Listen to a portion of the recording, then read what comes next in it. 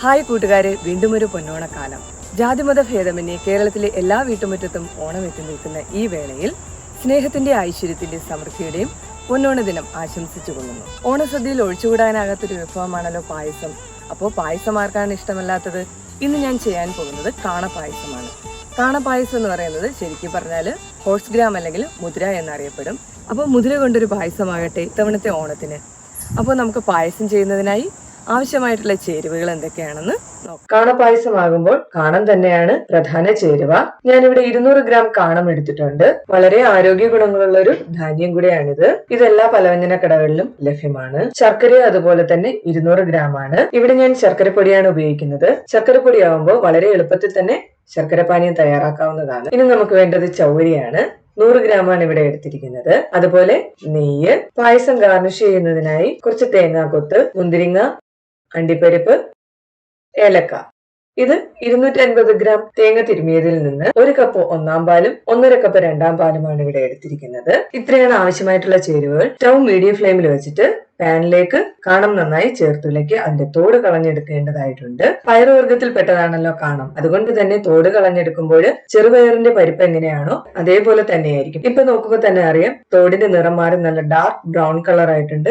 അതുപോലെ തന്നെ നല്ല മണം വരാനും തുടങ്ങിയിട്ടുണ്ട്. ഈ സമയത്ത് ഫ്ലെയിം ഓഫ് ചെയ്ത് ഉടനെ തന്നെ ഒരു പ്ലേറ്റിലോട്ട് മാറ്റി വെക്കണം. തണുക്കാനായിട്ടാണിത്. ഒരിക്കലും സ്റ്റൗവിൽ തന്നെ വെക്കരുത്. പരിപ്പ് വർഗ്ഗം ആയതുകൊണ്ട് തന്നെ ആ ചൂട് കൊണ്ട് പെട്ടെന്ന് കരിഞ്ഞു പോകാനിടയുണ്ട്. കയ്യിൽ നിന്നെടുത്ത് അമർത്തുമ്പോൾ തന്നെ തോട് പെട്ടെന്ന് ഇളകി വരുന്നുണ്ട്. പണ്ട് കാലത്തൊക്കെ ഇതിന്റെ തോട് കളഞ്ഞിരുന്നത് അമ്മിയിൽ വെച്ചൊന്ന് അമർത്തി എടുക്കുമ്പോഴേക്ക് പെട്ടെന്ന് തോട് ഇളകി വരും. അതല്ല എങ്കിൽ നമുക്ക് വീഡിയോയിൽ കാണിച്ചിരിക്കുന്നത് പോലെ മിക്സിയുടെ ജാറിലേക്ക് എടുത്ത് ഒന്ന് റിവേഴ്സ് ഡയറക്ഷനിൽ 2 തവണ ഒന്ന് ക്രഷ് ചെയ്തെടുക്കാം. അപ്പോഴേക്ക് ഇതിന്റെ തോലൊക്കെ ഇളകി വരും. മിക്സിയിൽ ക്രഷ് ചെയ്തെടുക്കുമ്പോൾ ഈ ഒരു പരുവത്തിലാണ് ലഭിക്കുക. അതിനുശേഷം നമുക്ക് ഒരു മുറത്തിലോ ഇതുപോലെ പാത്രത്തിലോ വെച്ചിട്ട് പാറ്റിയെടുക്കണം. പാറ്റുമ്പോൾ തോടെല്ലാം നല്ല രീതിയിൽ മാറുന്നത് വരെ പാറ്റിയെടുക്കാം. ഇത് നോക്കിയാൽ തന്നെ അറിയാം, ഏകദേശം തോലൊക്കെ പോയി കാണത്തിന്റെ പരിപ്പ് നമുക്ക് വേർതിരിഞ്ഞ് കിട്ടിയിട്ടുണ്ട്. കുറച്ച് തോടൊക്കെ കാണും, അത് കുഴപ്പമില്ല. കുക്ക് ചെയ്യുമ്പോഴത്തേക്ക് അത് മാറിക്കോളും. ഇനി ഇതൊരു കുക്കറിലേക്ക് വെച്ച് 2 കപ്പ് ചൂടുവെള്ളവും കൂടെ ചേർത്ത് സ്റ്റൗ മീഡിയം ഫ്ലെയിമിലാക്കി കുക്ക് ചെയ്യാനായിട്ട് വെക്കാം.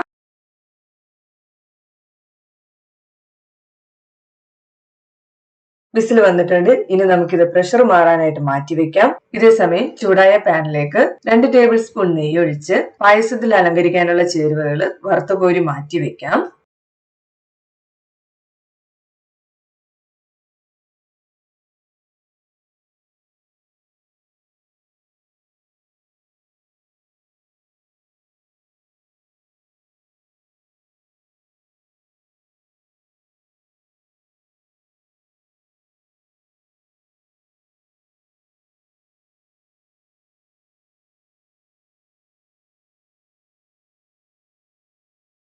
തേങ്ങാക്കൊത്ത്, അണ്ടിപ്പരിപ്പ്, മുന്തിരിങ്ങയും വറുത്ത് കോരിയിട്ടുണ്ട്.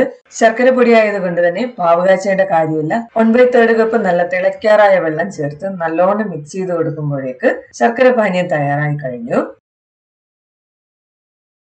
കുക്കറിന്റെ പ്രഷർ മാറിയിട്ടുണ്ട്. ലിഡ് തുറന്ന് കാണാമ്പരിപ്പ് എത്രത്തോളം വെന്തോ എന്നുള്ളത് നോക്കാം. ഇപ്പൊ ഇത് കണ്ടോ, ഇത്രയും നല്ല സോഫ്റ്റ് ആയിട്ട് തന്നെ വെന്ത് കിട്ടണം. ഞാനിവിടെ 4 വിസിലോളം വെച്ചപ്പോഴാണ് ഇത്രയും നല്ല രീതിയിൽ വെന്ത് കിട്ടിയത്. നേരത്തെ വറുത്ത് കോരിയതിന്റെ ബാക്കി നെയ്യില് ശർക്കര പാനീയം നന്നായിട്ടൊന്ന് മിക്സ് ചെയ്തതിന് ശേഷം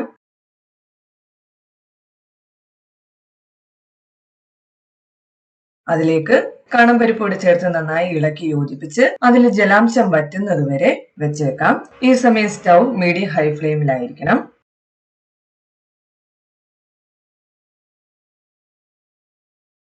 ഇപ്പൊ ഏകദേശം ജലാംശം വറ്റി വന്നിട്ടുണ്ട്. ഈ സമയം വേവിച്ച് വെച്ചിരിക്കുന്ന 1/2 കപ്പ് ചവരിയൂടെ ചേർത്ത് നല്ലോണം ഇളക്കി കൊടുക്കാം.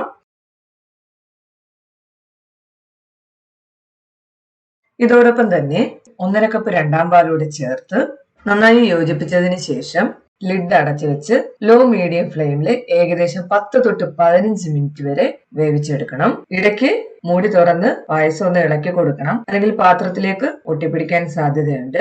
നമുക്ക് ലിഡ് തുറന്ന് നോക്കാം. നോക്കുമ്പോൾ തന്നെ അറിയാം, പായസം നല്ല കുറുകി വന്നിട്ടുണ്ട്. അതുപോലെ തന്നെ കാണത്തിലേക്കും ചൗരിയിലേക്കും തേങ്ങാപ്പാലും നെയ്യും എല്ലാം ചേർന്ന് നല്ലോണം യോജിച്ച് കുറുകിയിട്ടുണ്ട്. അതുപോലെ തന്നെ നെയ്യ് മേളിലേക്ക് തെളിഞ്ഞു വന്നിട്ടുണ്ട്. ഈ ഒരു പരുവാകുമ്പോൾ മനസ്സിലാക്കാം പായസം ഏകദേശം തയ്യാറായിട്ടുണ്ട്. ഇനി നമുക്കിതിലേക്ക് നേരത്തെ എടുത്തു വെച്ചിരിക്കുന്ന 1 കപ്പ് ഒന്നാം പാലും 1/2 ടീസ്പൂൺ ഏലക്ക പൊടിച്ചതോടെ ചേർത്ത് നല്ലോണം മിക്സ് ചെയ്തെടുക്കാം.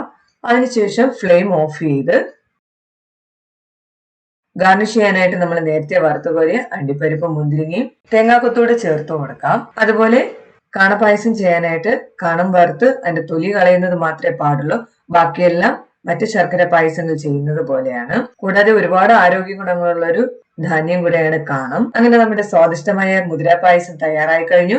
നിങ്ങൾക്ക് എല്ലാവർക്കും ഈ വീഡിയോ ഇഷ്ടമായെന്ന് കരുതുന്നു. അപ്പോൾ എല്ലാവരും ഈ ഓണത്തിന് മുതിര പായസം തയ്യാറാക്കി നോക്കണം. അത്രയ്ക്ക് സ്വാദിഷ്ടമായ ഒരു പായസം തന്നെയാണിത്.